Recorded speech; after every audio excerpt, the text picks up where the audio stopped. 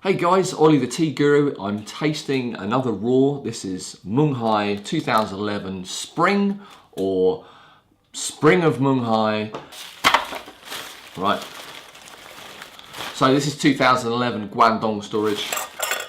You can kind of translate this as simply spring or Spring of Menghai.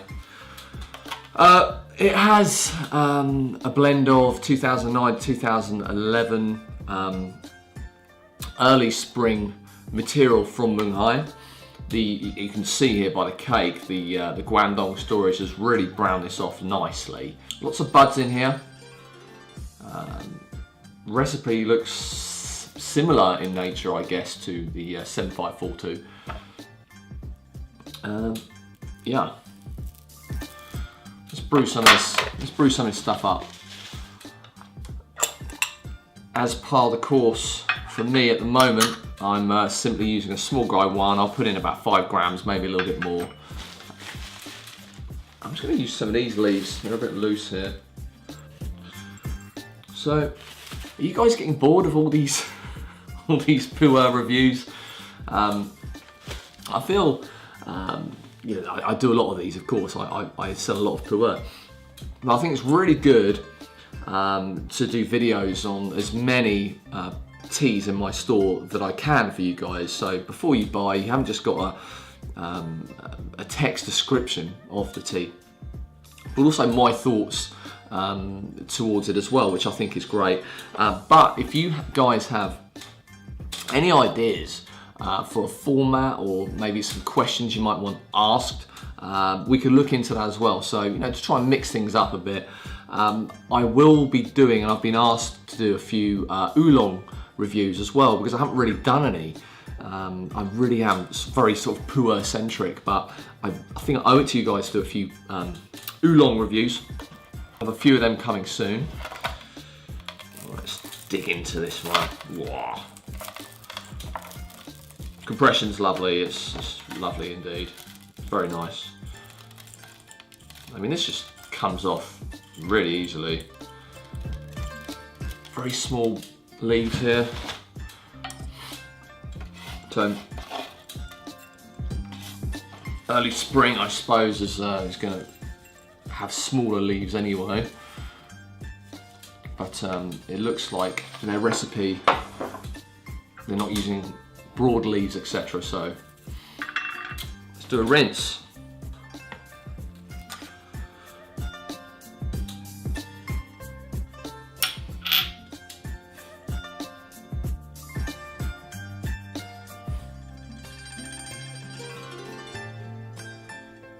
So you're getting that lovely sweetness you can associate with a sort of semi-aged raw.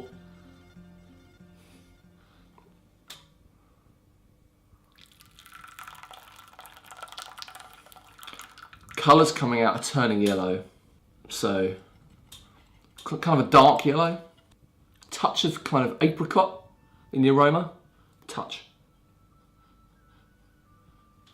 I guess maybe like the faintest wisp of smoke. That might just be my imagination.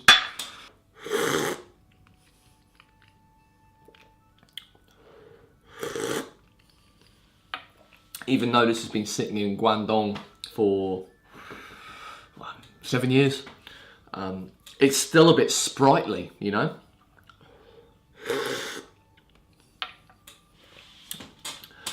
Like the majority of Menghai raws, when it's in its inception, when it's first released, it will be extremely powerful, very pungent, and an all-round brute.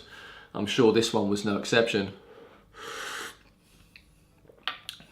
It kind of hits you with bitterness and astringency straight away, but folds back quickly. It's kind of still got some power, even though you can tell a lot of the bitterness has been pushed out of it. So some strength and power behind it, but extremely palatable. No real mouth pucker. Not bad, not bad. So as we know, Menghai cakes, Dayi, Menghai area cakes are seen as, although generally nothing boutiquey and special, they are seen as very reliable and dependable for aging.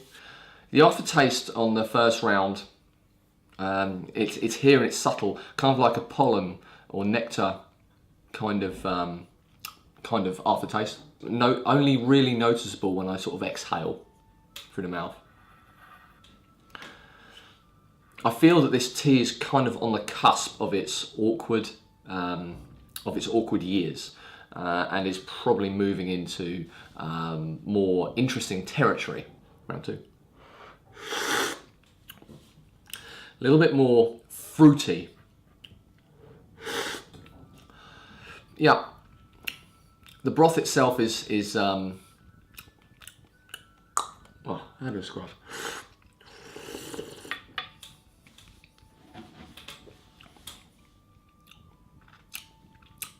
Slightly salivating, I would suggest.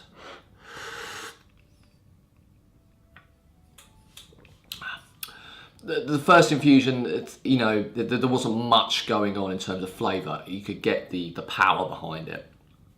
Now that the flavour's starting to creep in a little bit, quite soft, gliding down the throat very well, if you've experienced that before. And if you rest between sips, talking sort of 20-30 seconds now after a sip, that kind of pollen, if that's the only way I can kind of describe it, that kind of pollen aftertaste is creeping in, hints towards sweetness as well. If you let the tea cool down to kind of like ATC, something like that, the flavour is much more defined. So it's actually very sweet. Yeah. So give this a go. Very hot. But then, you know, let it rest a bit, let it sit there, let it cool down. A lot sweeter. Touch of fruit to it as well. Nice, it's pretty delightful. So while we're steeping infusion 3, let's have a little talk about Menghai or Dayi stock market, which is a very interesting subject all on its own. So when you're going and buying tea on the wholesale market, you'll see a lot of the time when you're buying a case or something like that, the guys will actually refer to their phones, and they'll look at the state of the stock market, the state of the up-to-date prices regards the recipe you're buying. The prices fluctuate all the time, daily, maybe more than that. So, you know, prices on the wholesale market are subject to change the whole time. Interestingly, people are speculating, sometimes heavily and sometimes very courageously. You have the Menghai, the Dayi, tea of the moment, tea of the day, where one speciality cake might sort of peak stratospherically, or the rumour is that this particular tea is going up, and people will win and people will lose a lot of money buying and selling cases of Menghai tea, which is really interesting and something I might cover on another episode. But yeah, big winners and big losers, just like Bitcoin and all these cryptocurrencies, dear me. So infusion 3, I've let this sit here for what, a minute? But I think really you should let it lie a little bit longer to get the good taste out of it.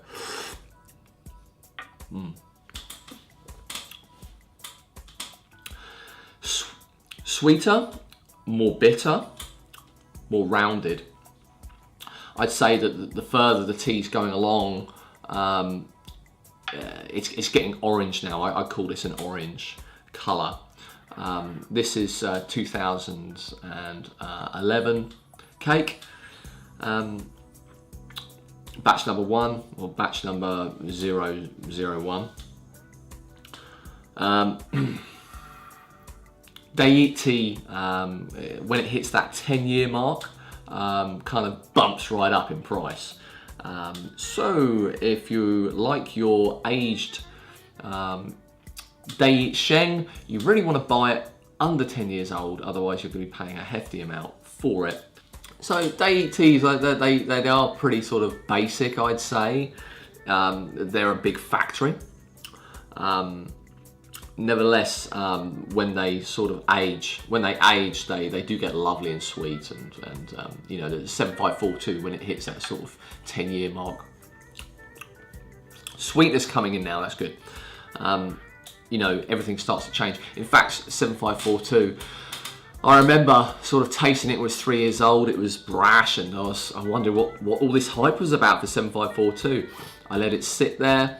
This is the 2011 7542. When I first tried it, you know, it was 3 years old, and it was brash, and I was wondering what all this was about. You know, why people love Menghai so much. I kept it for a couple of years. I retried it again. Sweetness starts to pop at the sort of 5-6 year mark. It just changes, and I think that's what people love about Menghai. You know what you're getting, you know. It's like a kind of like a Tetley tea bag. You know what's going to happen when you put that in water. Yeah. So you let it sit here. It's probably 75 or something, maybe 80 degrees C. Kind of tastes stronger when you let the temperature go down. So it's much more rounded. It actually tastes much more thick in a way, thick with flavour, and more bitter. Still, the bitterness is there. Bitter, strong, and kind of overtly sweet. It is a really nice tea. This bitterness, I mean, there's so much power still left in this tea. Give it 3-4 years more. It's going to get better, of course, and even longer into the distant future. That bitterness is just going to turn into sweetness. It's just going to be very, very good. It's ready to drink now. It's strong. I can feel a little bit of chi coming up now. It's strong, very pleasant to drink now, with that sweetness and a slight sort of stone fruit there. Yeah, very tasty. Almost kind of syrupy with that sweetness. 3 years, I mean, that bitterness is just going to fold even more into sweetness. So I think this is a winner right now. It's a nice one. It's strong and powerful, and yet syrupy sweet at lower temperatures a few years from now. So thank you very much for your viewing, guys. I always appreciate it. Don't forget to subscribe, smash that notification bell, as they say, and I'll see you on the next episode. Oh, I'm getting burpy. Good tea.